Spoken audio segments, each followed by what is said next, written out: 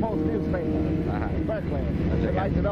Would like to know, how do you account for the fact that there's such a small reception for you? Oh, I don't speak to receptions. I speak to people. Do you feel that you will be able to get back to Congress? Well, I'm going to have a press conference inside. We can answer questions.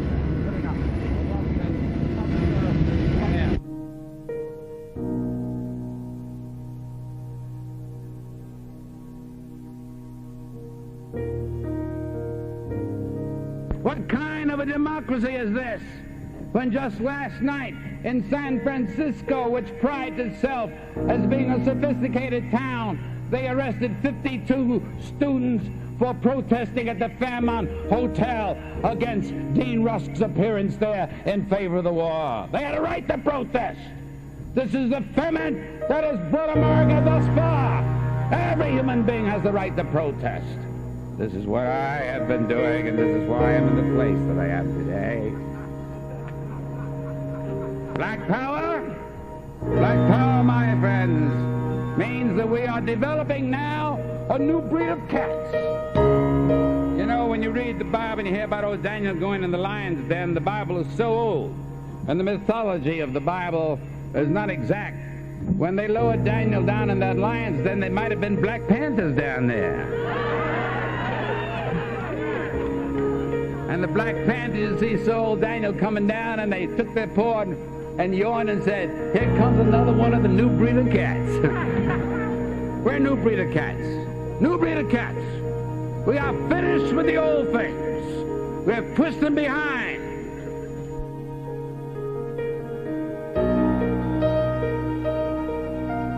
See, they already took care of Whitney Young. He's the Wall Street of the civil rights movement.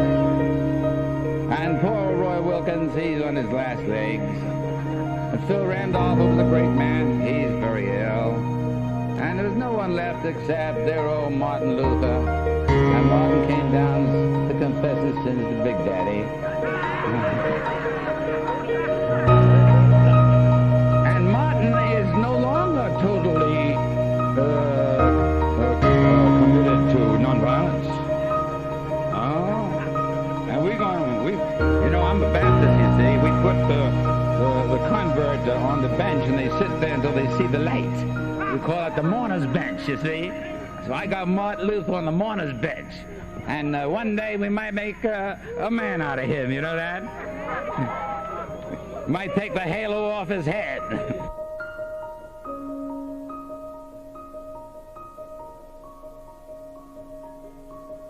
So whether you like our leaders or not, we got them. We got our Stokely Carmichaels. Yes. We got our Rap Brown. We had our Malcolm X. We got our Floyd McKissick. And you got the old man of the sea.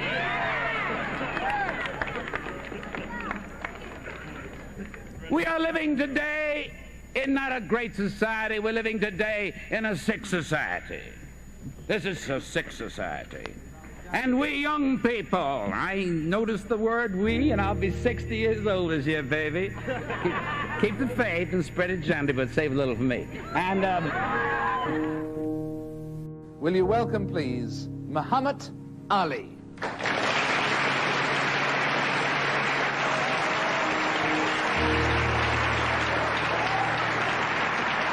I'm not allowed to earn a living here. I'm not allowed to leave the country. And I have about $10 million in contracts in foreign countries, European and African countries.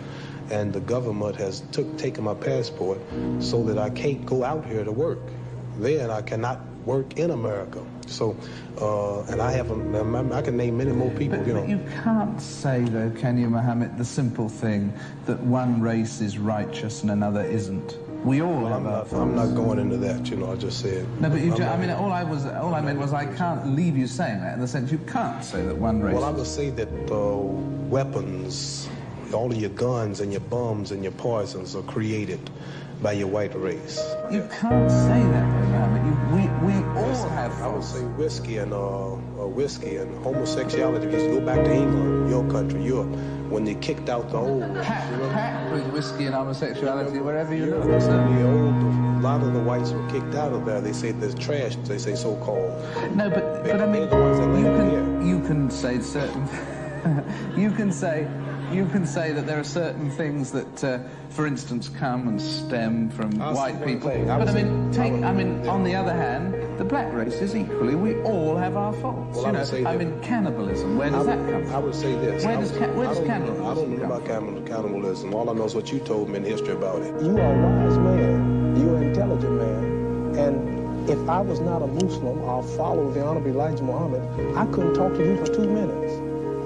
And I believe I can hold my own as intelligent conversation with you. But it all comes from the Honorable Elijah Muhammad. But people praise me. Oh, you should be the leader. Well, you don't have to follow Elijah. Man, are you a fool? Everything I got come from it. He taught me who I was. He made me proud. He made me fearless. He made me love my own. I've turned down millions to keep from selling out my people. The beautiful man, Muhammad Ali. I now have 56 Muslim invitations by governments. All they ask me about when I go to those countries, how is Elijah Muhammad? You believe something which I have to know isn't true. Now, what is it that I believe? You believe it's not true. You believe that the entire white community is your enemy. I have to know it's not your enemy. I doubt if there's anybody in this room who is your I'll tell enemy. you what. But I do believe that just as Hitler persuaded all the Germans to believe that all the Jews were their enemy, that the people are engaged in spreading this kind of virulence, and that some very, very sincere people get caught up in it. You're an example of it. It was very early on that I recognized that no board inquiring into his intellect could ever sincerely have come to the conclusion that he was too dumb to be drafted, because he was a very bright guy. 22 million black people in America. Who would you say our everyday common enemy is? What other country or what nationality? I mean, you know, you have the nerve to be on a TV show like this and look at me like I'm wrong for saying Elijah Muhammad is poisoning you by telling you that we're your enemies. Yeah. And I feel it and see it every day. And every black man watching this show know you are enemies. And you have the nerve to stand up here and say Elijah Muhammad is poisoning my mind. He cannot teach us that you are enemy. You taught us. And your people daily, Martin Luther King is bumped off unjustly. Adam Clayton Powell was bumped off unjustly. They took my title unjustly. They killed Medgar Evers unjustly. All the integrators who love white folks was unjustly kicked out of Washington. They've been deprived of education and poverty throughout the country. The extraordinary thing about it is that although I began thinking that he was simply special pleading on his own behalf, I ended up by thinking he was absolutely correct. Now, I don't say I hate you now. Don't say that. I know now. I was going through Mississippi on a college tour not long ago. Stopped at the filling station. They have a long limousine. You know, I pulled through and I traveled in it because a lot of times I don't like to fly. And the fella came out. He said, "What must I give you, boy?" And had a fella with me. He said, "Boy." I said, "Shut your mouth." Restroom. Well, I don't think it's working. I said, "Thank you, sir." I'm the guy gonna stand up. I'm the champ of the whole world. You want me to fight for America and I can't even use the toilet. You want me to, what you talk, I wasn't gonna do that.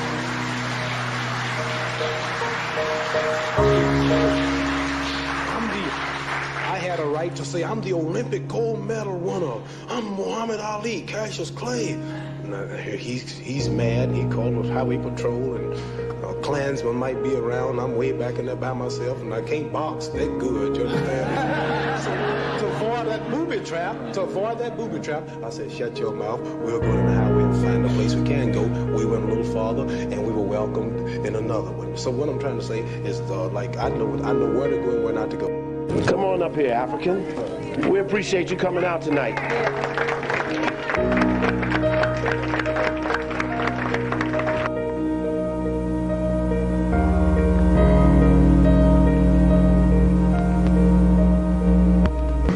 Excuse me. I guess what I'm essentially doing, I think I'm in an unusual situation, a situation that I certainly didn't plan to be in. My mother told me that in her case, the Lord Jesus Christ, in her case, or Jesus Christ, I'm told lately by, because I am studying the Quran some, that the Lord is not a word I should be using when I mention Jesus Christ. But in any event, that I'm in a situation I've been placed in a situation, and that you don't always end up doing in your life. what you plan to do. Sometimes you're called to do things. At this point, I'm trying to find I think through my experiences, basically what I am able to talk on, and I think I've gotten some first-hand knowledge on, is our place, what's happening to us in this legal system, and what the media is essentially doing to us. And I'm trying to find a way to mobilize and take advantage of this unusual situation that if I'm anything, I am an attraction at this point. There's something about this perceived infamy.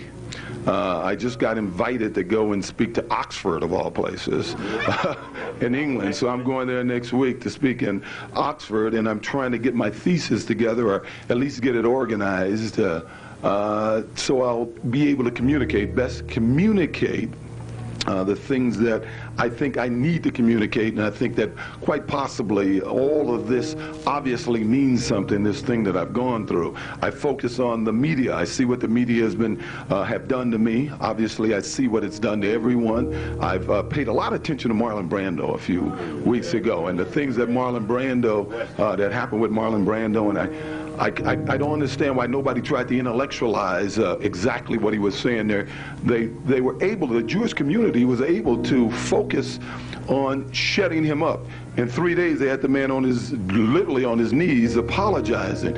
Yet at the same time, we had some individuals, one a black man, who was able to make, to me, what was even more damaging remarks, racial remarks, when he talked about the jury in my case, that the minute that they saw this group of people, they knew they couldn't get a verdict. I think about my sister who's sitting right here. I think about my mother, and I think about that jury, because I saw a bunch of my sisters and mothers on that jury, and I was thinking, how could these people get away with saying that? I thought that was a slap in the face to every black person in America, that they were saying because they're black that they can't make an informed decision, that they would let, if the evidence showed, a murderer go free. And I wondered why in the community I didn't hear, hey man, we want an apology. Right. And I realized that's because, well, in some areas we were getting that, and I realized that, I don't know, some way we haven't been able to mobilize like the Jewish community has mobilized. I see a commercial, you see it, a movie started today called The Great White Hype. Yeah. And there's a line that he says that when I was in the theater and I saw it, and I was saying that, you know, black unity was like jumbo shrimp, you know, and and that has stuck with me.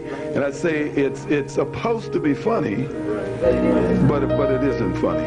It's just not something that we should be laughing at. And so what I'm trying to do, and I'm spending some time with my brothers over here, Minister Tony, where's Mohammed? Come back, Abini, who's really been helping me. Mabel over here, pardon me? Yes.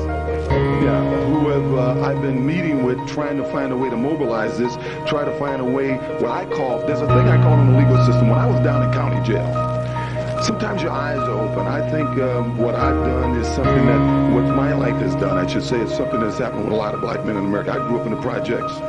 You know, no one has to tell me you act black. Hey, I grew up in the projects. I know about being black. I am black. Most of the causes, once I started getting over at the end of the 60s, when after the riots here and everywhere, when Mr. Johnson, the president, said he had a directive to corporate America, we have to do something, we have to hire more blacks. Hey, OJ was the man. They hired me to be the first major spokesman for corporate America. And what I did was, over the years, I've been involved in the community financially. But what we tend to do is try, you were talking about it with these groups, the Brûlée, you tend to find yourself protecting your place in society. So what I thought is I can send money to the links. I can send money to my neighborhood. And you know, I was involved, but you tend to think that you're immune to some things. You know what's happening out there is still happening, but you're hoping it change, and you're really fooling yourself, saying that everything's changed. Until I got down there to CJ, with the, county jail, which I now call CGPJ, County Colored People Jail, because there's all blacks and browns that I saw down there.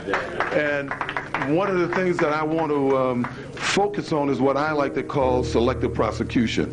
That we have a situation here where I noticed that the statistics of who commit crimes in this country is pretty indicative to what our population is.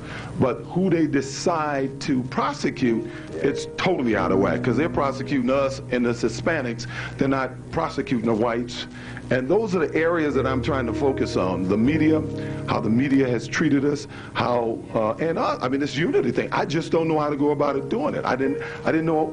For the last 3 or 4 months, I've been formulating a lot of thoughts, getting a lot of information. One of the reasons I'm here to listen to Brother Copeland is try to get some ideas that I could take over to Oxford with me, but I didn't know a way to my forum or my venue or my microphone here in this country. What am I going to do?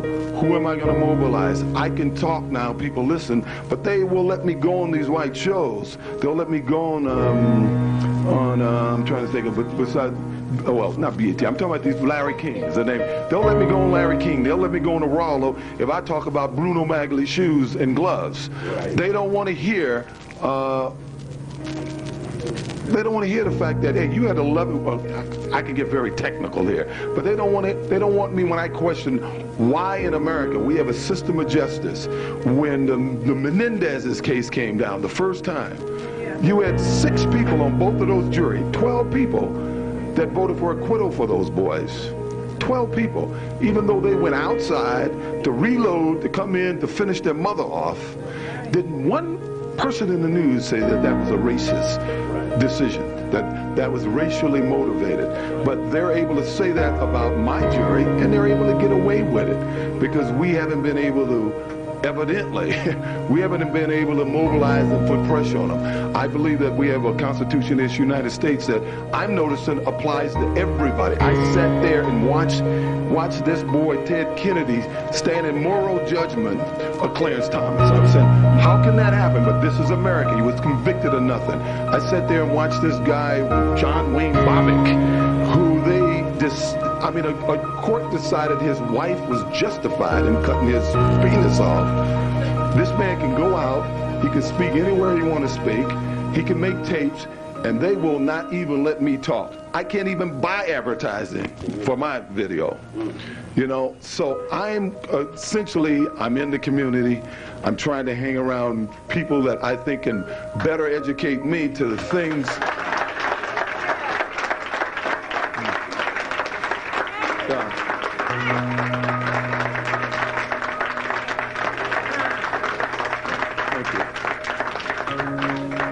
I think I have a unique opportunity here, and I'd like to be able to take advantage of it, and I'd like to not possibly once again let you down. Thank you.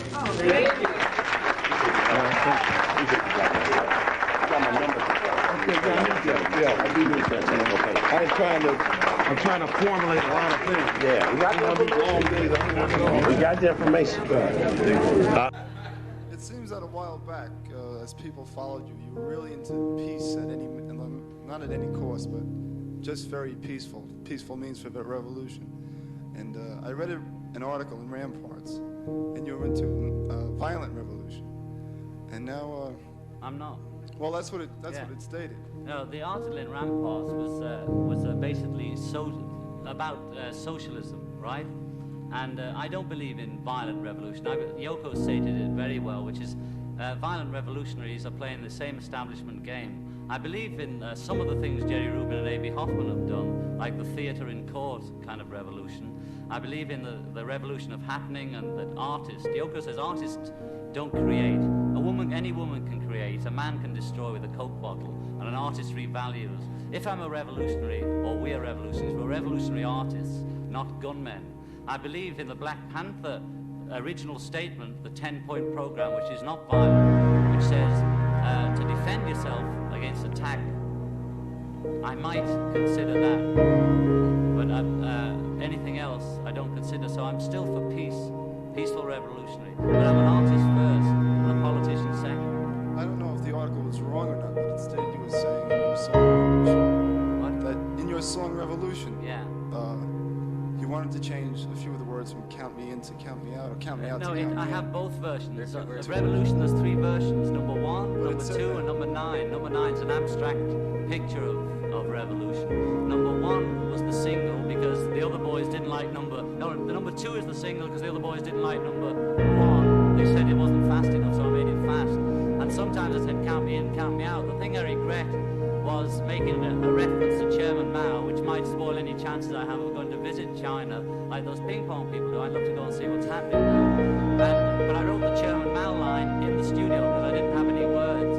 What I was trying to say to the Maoists, or anybody who wanted to change the world, why go and stand in front of a policeman with a red communist flag in your hand and a big suit like that, and then get hit? I thought it was unsubtle. So in the song, I wasn't putting down revolution.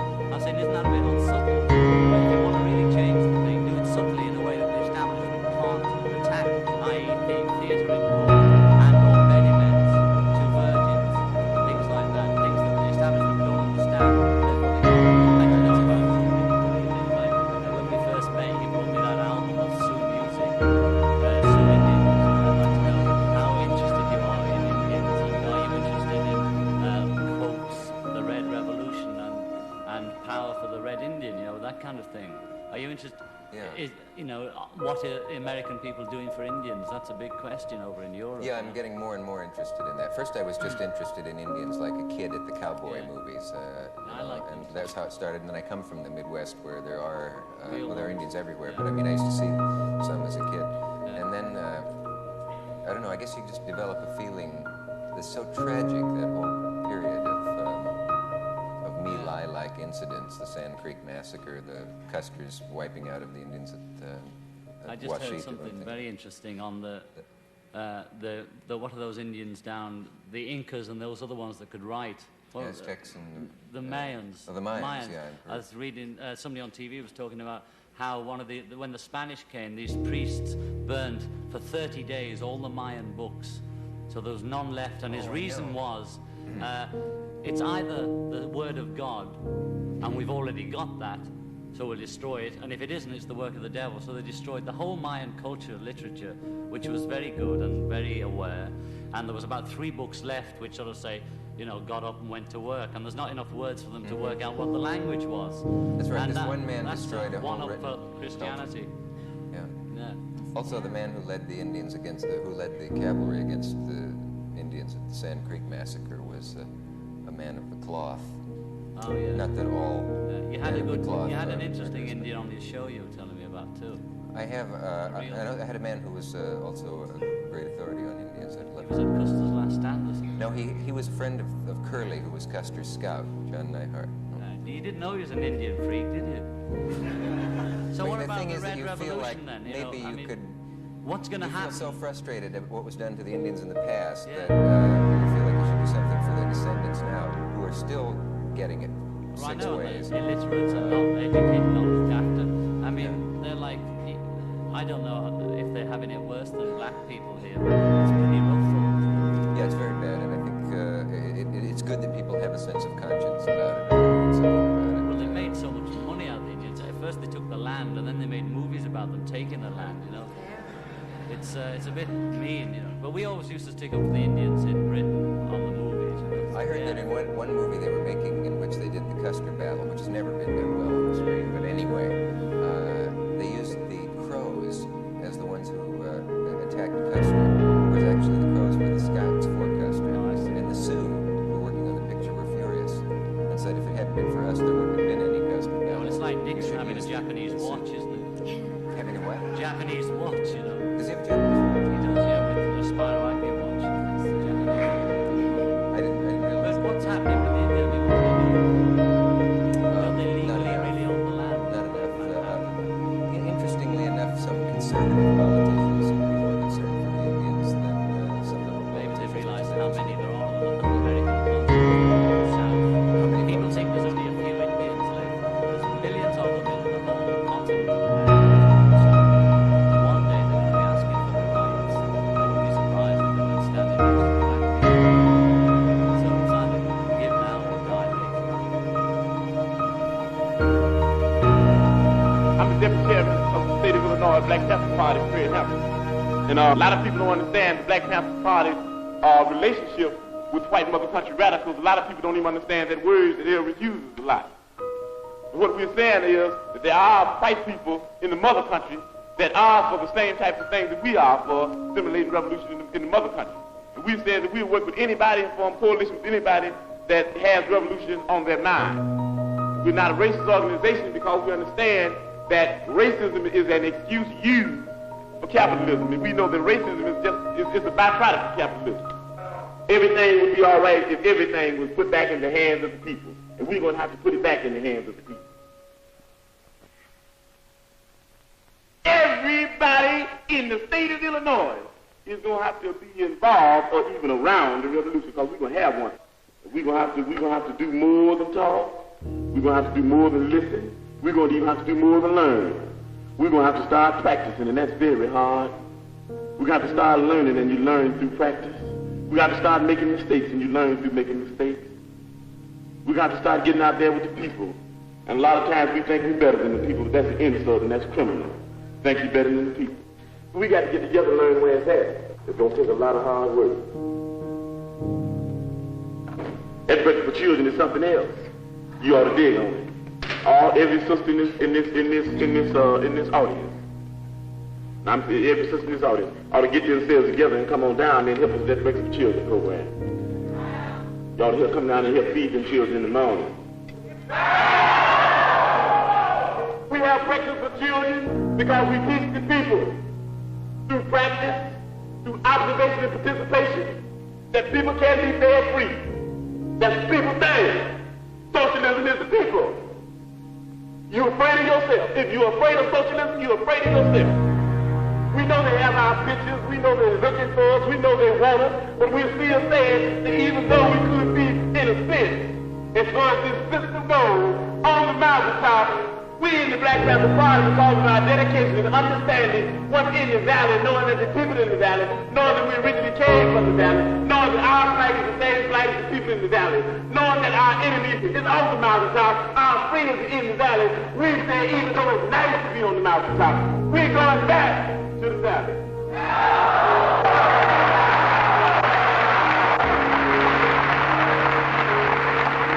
I be in the office every day. I be in the streets propagandizing every day. I be working with everybody every day. I be preaching that solidarity is the thing. The end of a complete wipeout of imperialism is the thing. So if you're going to be thinking about me, that's what Bobby would be teaching. If you're going to be thinking about us, all we say is ain't no thing about going nowhere, getting killed. All we want to know is that you're doing what we'd be doing if we were doing. And you got to do it. You can't do it unless you believe that you can do it. In the spirit of liberation, we understand that they want everybody in the party in jail. And we know that if we try to figure out and separate and divide who should go and who shouldn't go, we spend more time doing that than working for the people. So the quick solution, the speedy one, nobody go. Nobody go. We all stay right here. With the people. Because we love the people. Okay, you put your hands down now. We say all power to all people. We say white power to white people. Brown power to brown people. Yellow power to yellow people. Black power to black people. X power to those that we left out. We say Panther power to the Vanguard Party. When you leave here saying the last word. Before you go to bed tonight, say I am a revolutionary. Make that the last word. In case you don't wake up, then somebody might believe it and you might, end up in what they call a revolutionary happy hunting ground. Say that. I am a revolutionary. Say it when you're going out. Everybody leave. Okay, we're going to say it while we're going out. Hey, we're going to start a thing called Free Fred. Don't that sound nice? Hey, let's do that. Free Fred. Free Fred. Free Fred. Free Fred. Hey, I ain't even in jail yet. Federal TV. Blah. We're still on page 1. Okay. Now.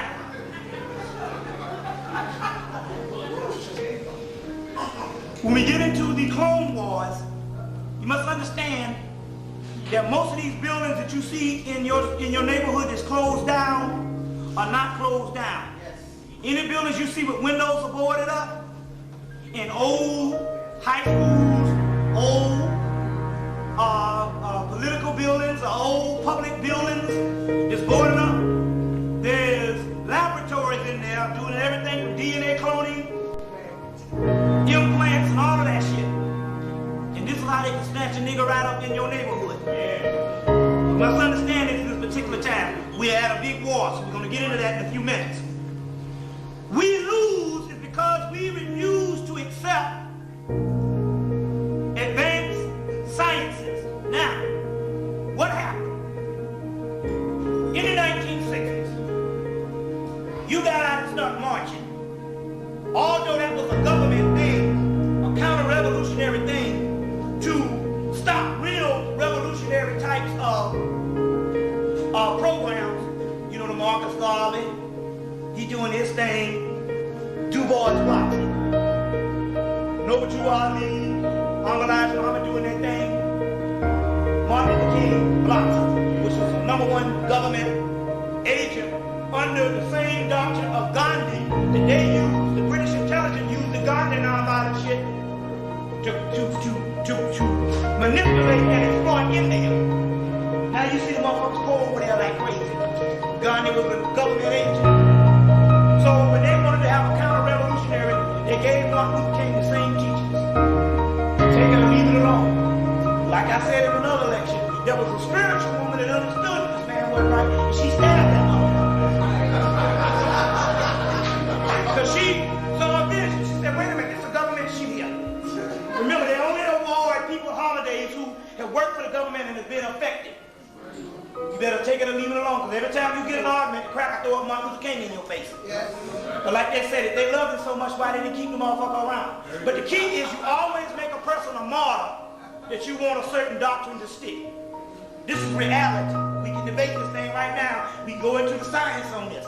But dealing with it, we understand now that the Civil Rights Program was a government-funded program based on the Freedmen's Bureau and based on the 50C3 law, which is over all of the churches, which is a part of the same government entity.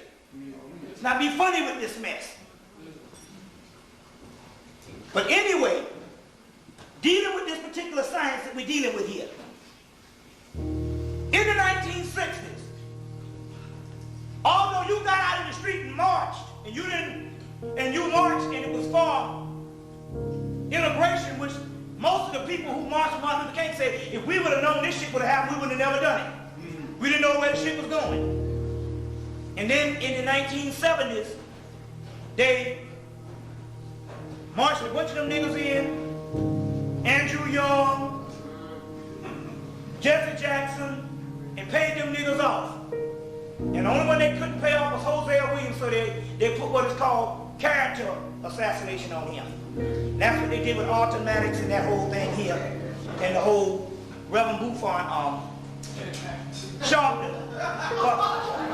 But still yet, but still yet it's character assassination. But the key is this. Even though you had the civil rights thing going down, the people didn't know of no government conspiracy. You was doing what you thought was real. So therefore it created an energy and a vortex, and after a while, no wait, I'll tell you what. I might need that. You tell the brothers you want to ask if you got some other brothers. Otherwise, I ain't giving up my seat to no hard head. Fuck dumb shit. You tell the brothers to have courtesy. We got a sister in the back. You know that African lose. One of y'all brothers relinquish your seat. Get on your feet and let the sister come sit down. You know. Now, try to understand this. Try to understand this. You didn't know that there was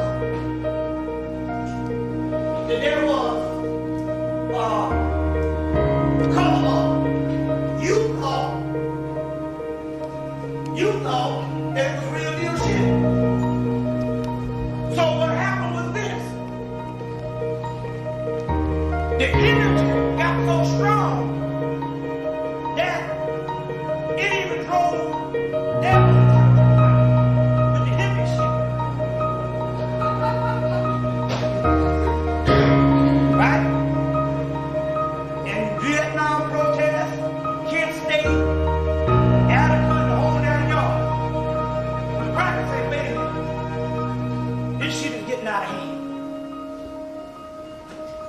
need to do is we need to start giving people what they want.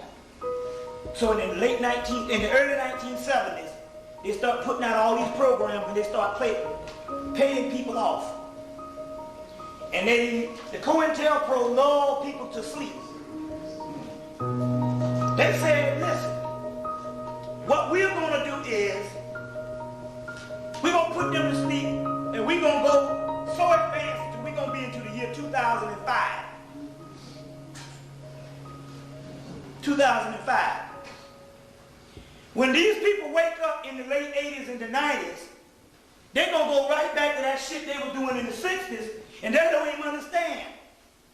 The revolutionary construct or the revolutionary thing that we were doing in the 60s, we encourage that shit now.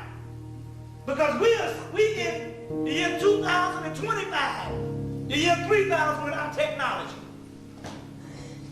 You see? So therefore, they encourage revolutionaries. You see what I'm saying? They encourage you dealing with the same structure that you did in the damn 60s. See, the energy is gone from that now because the crack on a whole nother frequency. And now that means one thing. That means the only way that you can fight this war now is through the occult sciences, which is your own spiritual stuff. Now, what I mean by that? Let's reason here for a minute. I have a document here that I sold to some of the people, and some of the people who want to get it. 5,000-year-old document saying we was going to go into slavery and everything was going to go on. Right in this document that the Greeks stole out of the Library of Alexandria. The date we see. Now, if we do that, we put things in place so when we come out of slavery, we can utilize to get ourselves out of this.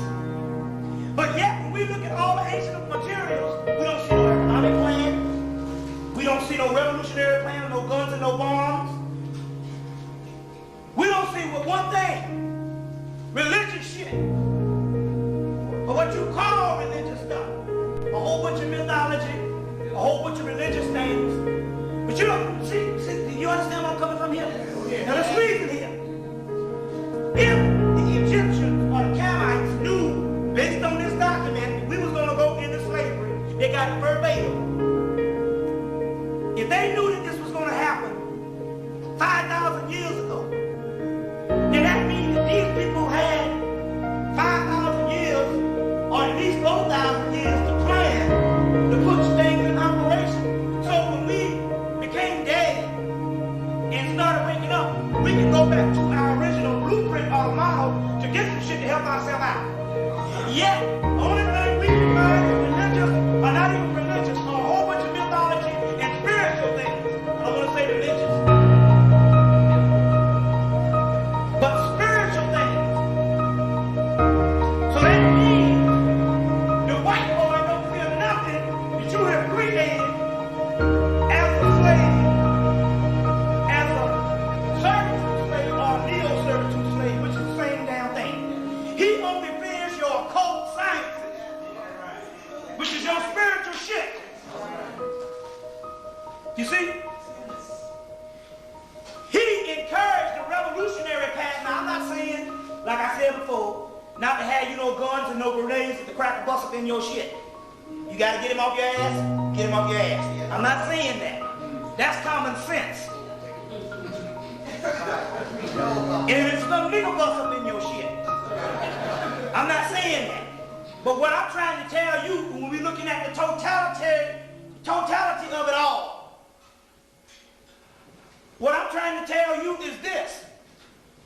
The stuff that they left behind and the stuff that he feels is your advanced metaphysical occult sciences. He encourages the other stuff because he can feed that and he can manipulate that because he knows that you ain't going to unify in the physical at all. Let's face this thing.